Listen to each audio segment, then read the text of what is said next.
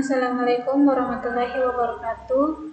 Di sini saya akan memaparkan tugas 1 rekayasa perangkat lunak. Sebelum itu perkenalkan, saya Lina Soraya dengan NIM 13020200255 dari kelas B3.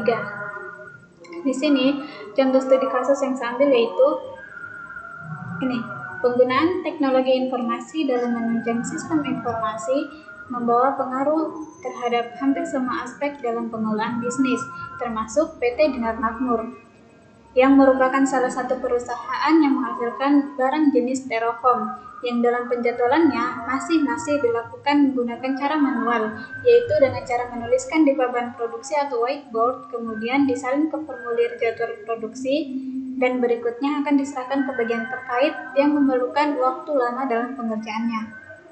Berhubungan dengan hal tersebut, maka dibuatlah sebuah penjadwalan dengan berbasis web yang bertujuan untuk mempermudah akses dari beberapa tempat yang berbeda dari studi kasus di atas. Kita dapat menyimpulkan bahwa dalam pembuatan penjadwalan berbasis web ini, maka model pengembangan perangkat lunak yang cocok digunakan yaitu model spiral. Apa sih model spiral itu? Model spiral adalah salah satu metode yang dapat digunakan dalam mengembangkan perangkat lunak. Model spiral merupakan penggabungan dari model prototyping dan model waterfall. Model prototyping yaitu fokus pada penyajian dan presentasi kepada user dengan format input dan output. Kemudian perangkat lunak akan dievaluasi. Sedangkan model waterfall yang fokus kepada proses pengembangan perangkat lunak yang sistematis atau berurutan. Model spiral menekankan pada analisa risiko setiap tahapannya. Fungsi model spiral adalah untuk melakukan perubahan dan penambahan serta pengembangan perangkat lunak dengan memaksimalkan aspek kecepatan dan ketepatan berdasarkan keinginan dan kebutuhan bagi penggunanya. Model ini dipilih karena waktu yang lebih singkat dalam pengembangan sebuah sistem. Nah, apa saja sih tahapan-tahapan pembuatannya? Yang pertama yaitu ada customer communication atau komunikasi kepada pelanggan. Yang kedua planning atau perencanaan. Yang ketiga analysis risk atau analisis risiko. Yang keempat engineering atau perancangan sistem berorientasi objek melalui sebuah UML. Kemudian customer evaluation atau aktivitas yang dibutuhkan untuk mendapatkan feedback dari user. Yang pertama yaitu customer communication atau komunikasi pelanggan. Nah, pada tahap ini akan dilakukan wawancara dengan pelanggan untuk mendapatkan informasi tentang proses yang sedang berjalan di perusahaan tersebut. Proses ini digambarkan melalui diagram use case dan diagram activity. Tujuannya adalah memperbaiki dan mengembangkan software sesuai kebutuhan dan keinginan sehingga memuaskan pelanggan.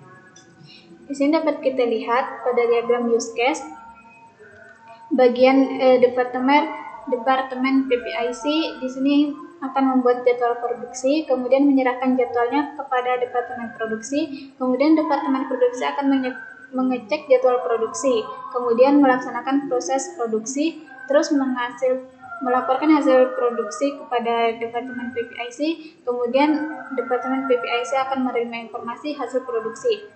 Sedangkan pada diagram activity sama dimulai dari departemen PPIC yang akan membuat jadwal produksi, kemudian menyerahkan jadwalnya kepada bagian produksi. Ketika sudah diterima, maka jadwal tersebut akan dicek kembali. Ketika jadwalnya salah atau masih ada keliru, maka akan dikembalikan pada departemen PPIC. Tetapi apabila jadwalnya sudah benar, akan dilaksanakan proses produksi, kemudian melaporkan hasil produksi, dan hasil produksi akan dikembalikan lagi kepada PPIC. Selanjutnya adalah planning atau perencanaan. Planning yaitu menentukan sumber daya seperti sumber daya manusia. Planning juga merupakan sebuah cara untuk memperkirakan waktu pengerjaan dan informasi lainnya yang dibutuhkan untuk mengembangkan software. Di tahap ini akan dilakukan perencanaan kebutuhan sistem agar aplikasi dapat berjalan dengan baik. Maka diperlukan sebuah software dan hardware untuk analisa kebutuhan sistemnya. Nah, ini adalah spesifikasi hardware yang digunakan pada pengembangan perangkat lunak ini. Yang pertama, Prosesor Intel R dengan Core TM i5 3340M, CPU-nya 2,70 GHz sampai 270 GHz. RAM minimal 4 GB, hard disk minimal 500 GB, kemudian mouse dan keyboard. Sedangkan spesifikasi servernya minimal itu Windows 10, kemudian aplikasi PHP, MySQL, PHP Maven, Sublime Text atau Notepad, dan browser seperti Mozilla Firefox dan Google Chrome. Yang selanjutnya itu analisis risk atau analisis resiko. Tahap analisis risiko berfungsi untuk mengidentifikasi risiko yang berpotensi akan terjadi dan menghasilkan solusi alternatif secara teknis, direncanakan dan diselesaikan. Nah, di sini akan dilakukan analisis kebutuhan fungsional yang dibutuhkan dalam pembuatan sistem. Contoh menu-menu yang akan dirancang yaitu login sebagai halaman untuk mengakses sistem. Kemudian menu beranda yaitu halaman yang muncul setelah melakukan login berhasil. Kemudian menu data mesin untuk melihat data nomor mesin, menu part number untuk melihat data nama produk, menu data customer untuk melihat data customer nama pelanggan, menu jadwal produksi untuk melihat menu data jadwal produksi tentunya. Kemudian menu status produksi untuk melihat kategori status produksi apakah terkirim, gagal, atau bahkan tidak berjalan sama sekali. Kemudian menu monitoring jadwal produksi untuk mengontrol proses produksi styrofoam tersebut. Selanjutnya itu engineering atau perencanaan. Engineering atau perencanaan yaitu aktivitas yang dibutuhkan untuk membangun satu atau lebih representasi dari aplikasi secara teknikal. Pada perancangan kedua ini akan diusulkan rancangan sistem tersebut dengan menggunakan metode pendekatan sistem melalui objek melalui sebuah diagram UML. Diagram use case sistem informasi penjadwalan produksi yang diusulkan yaitu sebagai berikut. Pertama, admin dan user akan melakukan login. Kemudian, admin akan mengelola data mesin, admin mengelola data part number, admin mengelola data customer, kemudian admin akan membuat jadwal produksi, kemudian user akan mencetak jadwal produksi, terakhir user akan memotong jadwal produksi, memonitoring jadwal produksi.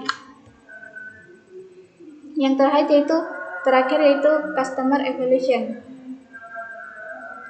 di mana dalam aktivitas ini yang dibutuhkan untuk mendapatkan sebuah feedback atau pesan balik dari user atau pengguna atau melakukan evaluasi kepada mereka. Tahap ini adalah tahap akhir dari metode spiral, di mana akan dilakukan pengujian apakah sistem yang dibuat sudah bekerja dengan baik atau belum. Pengujian biasa dilakukan dengan menggunakan black box testing atau FGD, Forum Group Discussion. Forum Group Discussion. Hasil dari black box yaitu pengujian yang dilakukan dengan hanya mengamati hasil eksekusi melalui data uji dan memeriksa fungsional dari perangkat lunak. Sedangkan pada FGD akan dilakukan kuesioner yang berisi daftar pertanyaan yang diajukan kepada responden untuk mencari jawaban dan permasalahan yang diteliti. Ini adalah contoh dari forum group discussion. Ada sebuah pertanyaan di sini. Menu-menu yang ada pada aplikasi ini mudah dipahami. Ternyata dari beberapa user banyak yang memilih sangat setuju. Dan begitu terus selanjutnya.